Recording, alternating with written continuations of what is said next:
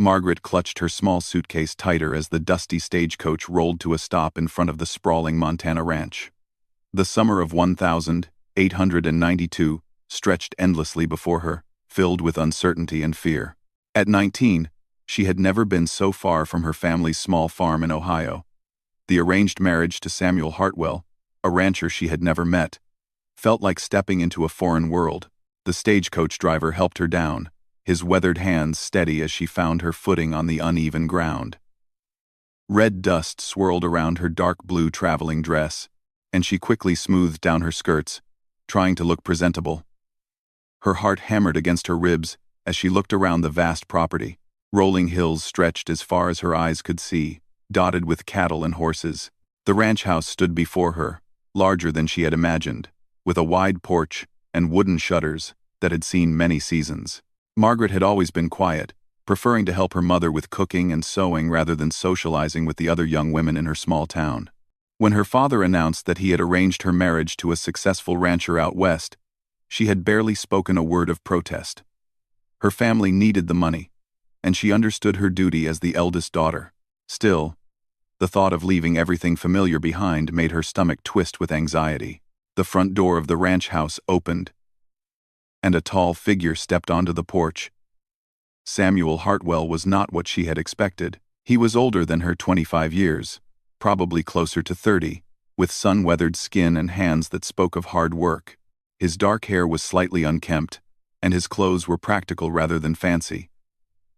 But it was his voice that stopped her breath when he spoke. "Miss Margaret, I presume?" His words came out in a smooth, low drawl that seemed to wrap around her name like warm honey. There was something gentle in his tone, despite his imposing height and broad shoulders. "Welcome to the Double H Ranch," she nodded, suddenly unable to find her voice. Samuel walked down the porch steps with an easy stride, moving with the confidence of a man who knew his place in the world. When he reached for her suitcase, his fingers briefly brushed hers, and she noticed how careful he was, how he seemed to sense her nervousness. "I hope the journey wasn't too difficult," he continued, his voice maintaining that same soothing quality. "The roads can be rough this time of year, especially for someone not used to traveling." "It was fine, thank you," Margaret managed to whisper, her cheeks growing warm under his steady gaze. She had expected someone gruff and demanding, but Samuel's manner was surprisingly considerate. He gestured toward the house with one hand while carrying her suitcase with the other. "Come on up to the house. Mrs. Rodriguez, my housekeeper, has prepared a room for you. I thought you might want to rest before dinner." As they walked toward the porch, Margaret noticed how he slowed his pace to match hers, never making her feel hurried or awkward. The ranch hands who were working nearby tipped their hats respectfully as they passed, and she could see the genuine respect they had for Samuel. It was different from the fear-based obedience she had witnessed between her father and his hired workers. "This is quite a large ranch," she observed quietly, trying to make conversation despite her shyness. Samuel's face lit up with obvious pride. "We've got about 3,000 head of cattle and run horses too. Been in my family for 12 years now. Since my father passed. Built it up from nothing, really." His voice carried warmth when he talked about the ranch, and Margaret found herself genuinely interested despite her nervousness. Mrs. Rodriguez met them at the door, a kind-faced woman with graying hair and a warm smile. She spoke with a slight accent, welcoming Margaret in both English and Spanish, which made her feel unexpectedly comforted. The older woman showed her to a clean, comfortable room upstairs, with windows that looked out over the vast pastures.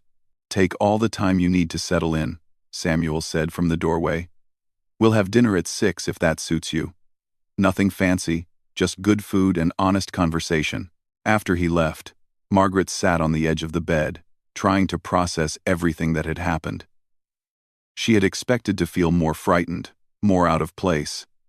Instead, there was something about Samuel's voice and manner that made her feel safer than she had anticipated. The way he spoke to her, with respect and genuine consideration, was unlike anything she had experienced with the few young men back home who had shown interest in her. She unpacked her few belongings, hanging her dresses in the wooden wardrobe and placing her mother's Bible on the small table beside the bed. From her window, she could see Samuel working with some of the ranch hands, his voice carrying across the yard as he gave instructions. Even at a distance, there was something commanding yet kind about his presence. As evening approached, Margaret changed into her best dress and made her way downstairs. The smell of roasting meat and fresh bread filled the air, and she could hear the low rumble of Samuel's voice coming from the kitchen as he spoke with Mrs. Rodriguez. When she appeared in the doorway, he looked up with a smile that reached his eyes. "Perfect timing," he said, standing to pull out a chair for her. "I hope you're hungry. Mrs. Rodriguez has outdone herself tonight." As they sat down to eat, Margaret realized that for the first time since leaving Ohio, she felt a tiny spark of hope about her new life. The weeks that followed Margaret's arrival at the Double H Ranch brought changes she never could have imagined. Each morning, she would wake to the sound of cattle lowing in the distance, and the gentle voices of ranch hands beginning their daily work. Samuel had insisted they take time to get to know each other before their wedding, which was planned for the end of summer. "No sense rushing into marriage between strangers," he had told her in that smooth drawl of his. "We've got time to become friends first, don't you think?" His thoughtfulness continued to surprise her daily. When she mentioned missing her mother's garden back in Ohio, Samuel showed her a small plot behind the house where Mrs. Rodriguez grew vegetables. "Feel free to plant whatever you'd like," he said. "The soil's good here, and we could use more fresh vegetables." Margaret had started small, planting beans and tomatoes, but as the days passed, she found herself spending more time in the garden. Samuel would often stop by in the evenings after his work was done, asking about her plants with genuine interest. His presence no longer made her as nervous as it had initially. There was something steady and reliable about him that made her feel secure. One evening, as they sat on the porch after dinner, Samuel asked her about her life back in Ohio. Margaret had always been reluctant to share much about herself, but something about his patient way of listening encouraged her to open up. "I used to help my father with the horses," she admitted quietly. "He said I had a natural way with them, but my mother thought it wasn't proper for a young lady." Samuel leaned forward in his chair, his eyes showing interest. "Would you like to see our horses? We've got some fine mares, and I could use someone with a gentle touch to help with the younger ones." The next morning, Samuel led her to the horse paddock, where several beautiful animals grazed peacefully. Margaret felt drawn to a young chestnut mare who seemed skittish around the ranch hands. When Samuel spoke to the horse in his calm, low voice, the animal's ears perked up, but she still shied away when anyone approached. "She's been difficult to train," Samuel explained. "Sweet-natured, but nervous. Reminds me of someone I know." He glanced at Margaret with a gentle smile that made her cheeks warm. Without thinking, Margaret stepped closer to the fence and began speaking softly to the mare. To Samuel's amazement, the horse approached cautiously, eventually allowing Margaret to stroke her neck. The connection was immediate and natural. "Well, I'll be," Samuel murmured, his voice filled with admiration. "She's never let anyone get that close before." From that day forward, Margaret spent part of each morning working with the horses.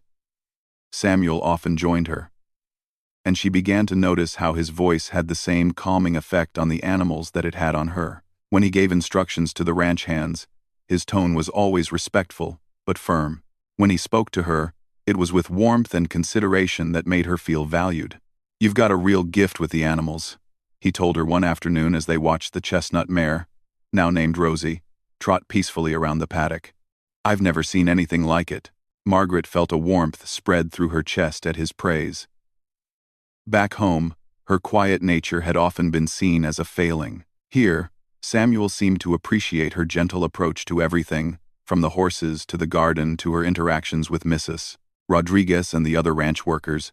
As summer progressed, Margaret found herself looking forward to their evening conversations on the porch. Samuel would tell her stories about building up the ranch, about the challenges of cattle drives and harsh winters. In return, she began sharing more about her own dreams and thoughts. She discovered that despite his success and confidence, Samuel was surprisingly humble about his accomplishments.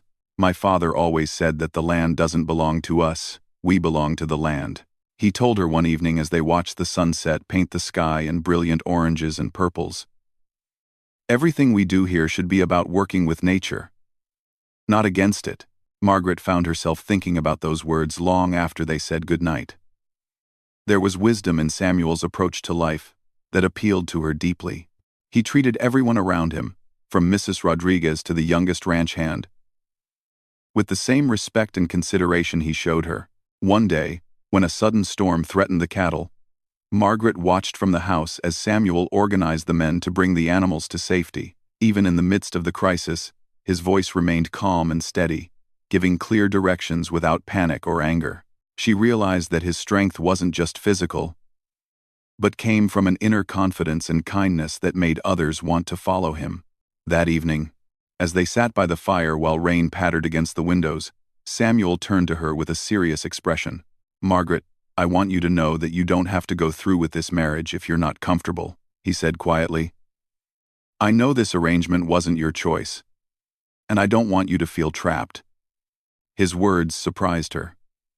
She had grown so accustomed to thinking of the marriage as inevitable that she hadn't considered she might have a choice. But as she looked at this man who had shown her nothing but kindness and respect, who had encouraged her interests and made her feel valued, she realized something had changed inside her. "Samuel," she said softly, using his name with more confidence than she had ever felt before, "I think I would like to stay." The smile that spread across his face was brighter than any sunset she had seen over the Montana plains. When he reached for her hand, his touch was gentle and warm, and for the first time since arriving at the ranch, Margaret felt truly at home. The wedding took place on a crisp September morning, with wildflowers from Margaret's garden decorating the small church in town. As she stood beside Samuel, listening to his steady voice speak the vows they had written together, Margaret marveled at how much her life had changed in just a few short months. The shy, uncertain girl who had arrived at the ranch had been replaced by a woman who felt confident in her place in the world. Samuel had insisted that their vows reflect their partnership rather than the traditional promises of obedience. "We're building something together," he had told her as they planned the ceremony. "I want our promises to reflect that." When Samuel spoke his vows in that warm, low drawl that had first captured her attention, Margaret felt tears of joy rather than fear. His words were heartfelt and genuine, promising to support her dreams as well as share his own. When her turn came, her voice was clear and strong, no longer the whispered responses of a frightened young woman. After the ceremony, the entire ranch community gathered for a celebration that lasted well into the evening. Margaret watched Samuel move easily among their guests, from the ranch hands to the townspeople, treating everyone with the same respect and warmth. She realized that this quality of his had taught her something valuable about leadership and kindness. As autumn settled over the ranch, Margaret threw herself into her new role as Samuel's wife and partner. She expanded her garden, planting vegetables that would help feed the ranch workers through the winter. Her work with the horses had progressed so well that Samuel began asking for her help with the more difficult animals. "You've got something special, Margaret," he told her one day as they watched a previously unmanageable stallion respond to her patient training. "I think we should consider starting a horse breeding program. Your gentle methods could set us apart from other ranches." The idea excited Margaret more than she had expected. For the first time in her life, she was being asked to contribute her skills to something important. Samuel's confidence in her abilities gave her the courage to suggest improvements and innovations she never would have dared voice before. Winter brought new challenges that tested both of them. When a blizzard struck in December, trapping them for nearly a week, Margaret discovered reserves of strength she hadn't known she possessed. She helped Samuel care for the animals, worked alongside Mrs. Rodriguez to keep the household running, and provided calm support when one of the ranch hands was injured in an accident. "I don't know how I managed this place before you came," Samuel told her one evening as they sat by the fire, exhausted but satisfied after a day of hard work.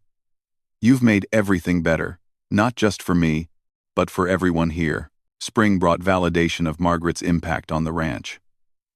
Her vegetable garden had provided fresh food throughout the winter, saving money and improving everyone's health.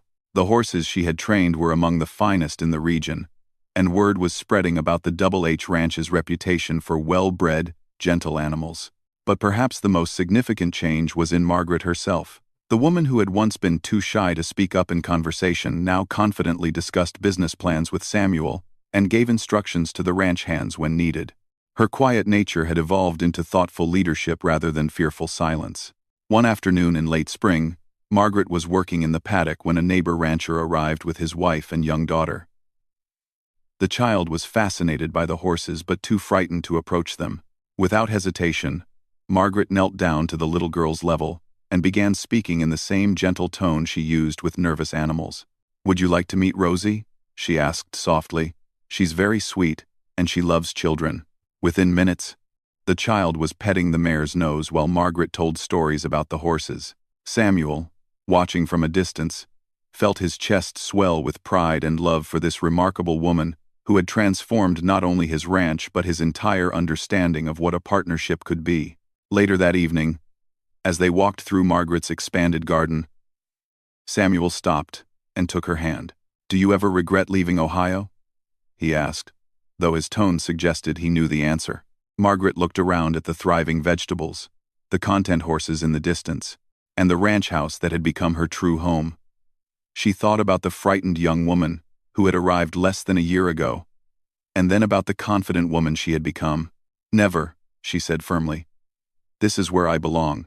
Samuel's smile lit up his face, and when he spoke, his voice carried that same warm drawl that had first made her feel safe. "You know, when I agreed to this arranged marriage, I thought I was just getting a wife to help run the household. I never expected to find a true partner who would help me see new possibilities for everything we're building here."